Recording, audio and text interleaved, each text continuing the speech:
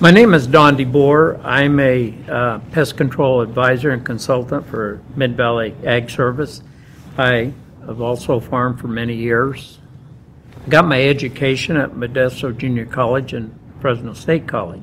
We started our IPM programs basically around 1985, somewhere in that neighborhood. And it started out as trying to get off of dormant sprays and on our peaches and our almonds, mainly just almonds, and we started to go through some BT programs at our bloom time and eliminate the dormant phosphate sprays, and that worked out quite well for us. We used to be one of the highest counties for twig borer damage and stuff in our nuts here, and we found once we went to the softer programs, this helped us out quite a bit. We got a lot of natural predators started, and from that it sort of evolved into using IGRs at bloom time or petal fall time, which even worked better than some of the BT products we were using. I think that's where things started to evolve, and from there on, one big part of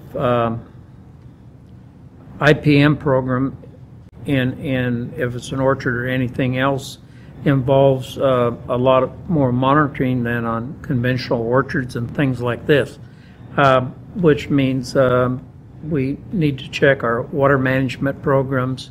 We need to look at whether or not we've got vegetative growth in the orchard for a lot of predators and things like this. And we needed to learn how to identify what predators and things like that were present. We're very surprised to find that once we started these, that we really didn't have a lot of scale problems, where this is one of the things we were spraying for was scale and twig borer, and most of it seemed to balance out, and we got by fine without that. And that allowed the grower a little more money to do some other operations. And what we started looking at then was balancing the nutrition in a lot of our plants. And we found that this started also helping us by having a stronger, healthier plant. Mites and other insects like this were not a big problem for us.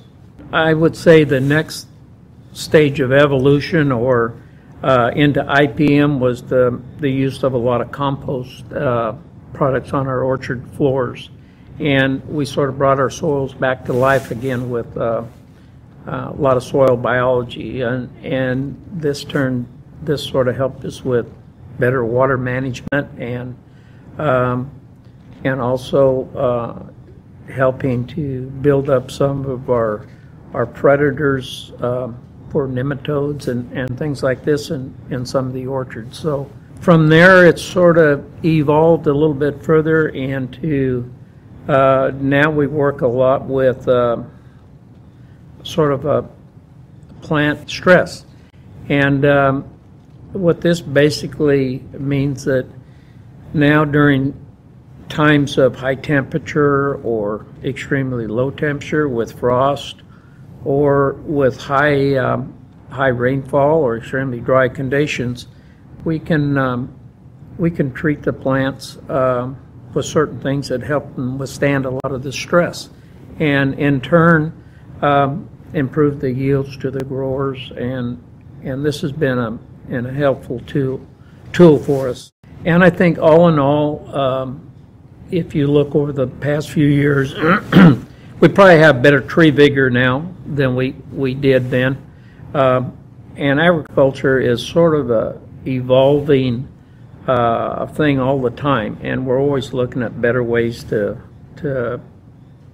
farming practices, whether it's for the environment or trying to cut down on less dust and dirt in the air through using cover crops or managed vegetation and stuff like this. And we've just seen that a lot of our grower costs has not necessarily gone down, but it's gone into making a stronger, healthier plant that really through soil testing and leaf testing that we've been able to give the consumer really a better product now, I think, than what we had in years past.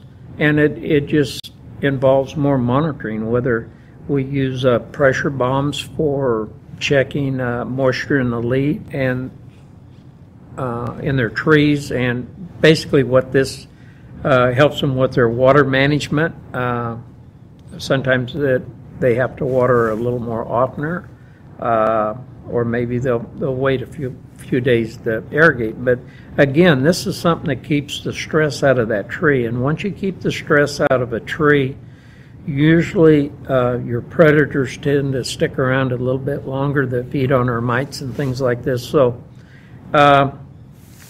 we're continually learning all the time how to better utilize the tools that we had many years ago.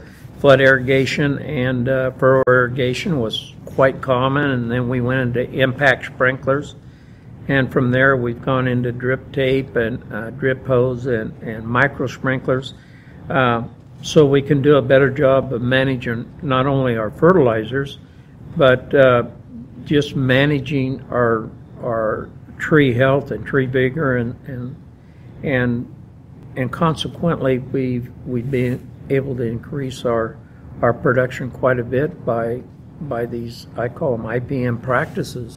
It doesn't mean we don't spray or anything like that. If there's a need to spray, of course you spray, and a lot of times along canal banks and things like this where there's a lot of dust from vehicles, sometimes we're forced into spraying 2 or 3 rows, or sometimes the whole orchard, because usually under dirty conditions and things, our predators tend to leave those areas, and mice will tend to build up. It's been a long process. I know I've gone from, in my own farming practices, to basically going organic, not because that's necessarily where I wanted to go, but I have neighbors who are organic, and I also happen to farm on a river, and we can't be drifting things into river or allowing things to run off in the river, and we sort of have, I guess, what you'd call the good neighbor policy and things like that. I don't necessarily think my produce is any better to eat than that comes off a conventional orchard, really, but you sort of adapt to your area, and what's good for me may not be good for another grower. So, and I think whatever produce the consumer gets anymore, whether it comes from organic or traditional, they can be assured that they're getting a better product now than they did probably 15 or 20 years ago because of some of our IPM practices.